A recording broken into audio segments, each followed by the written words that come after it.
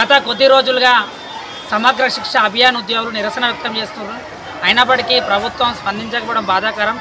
గత ప్రభుత్వంలో ఇప్పుడున్నటువంటి ముఖ్యమంత్రి గారు పిసిసి అధ్యక్షుని హోదాలో వారి ధర్నా పాయింట్కి వచ్చి మీ సమస్యను ఛాయ్ తాగే సమయంలో పరిష్కరిస్తానని హామీ ఇచ్చినప్పటికీ ఇప్పటికీ నెరవేరకపోవడం బాధాకరం.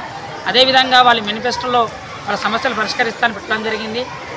అదేవిధంగా వాళ్ళకు ఉన్నటువంటి సమస్యలు ముఖ్యంగా మనను రెగ్యులరైజ్ చేయడం, అలా వీలు కాకపోతే కనీసం మినిమం స్కేల్ ఇవ్వాలి. ఇన్సూరెన్స్ కానీ హెల్త్ కార్డు కూడా ప్రభుత్వ ఉద్యోగులు ఏ విధంగా వచ్చిందో వాళ్ళకు కూడా కల్పించాలని ప్రభుత్వాన్ని డిమాండ్ చేయడం జరుగుతుంది.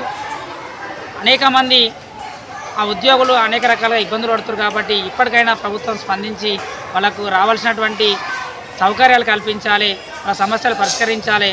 అప్పటి ప్రభుత్వం వెంటనే స్పందించాలి, సమస్యలు పరిష్కరించాలని తెలంగాణ ప్రాంత ఉపాధ్యాయ సంఘం మెదక్ జిల్లా పక్షాన ప్రభుత్వాన్ని డిమాండ్ చేయడం జరుగుతుంది.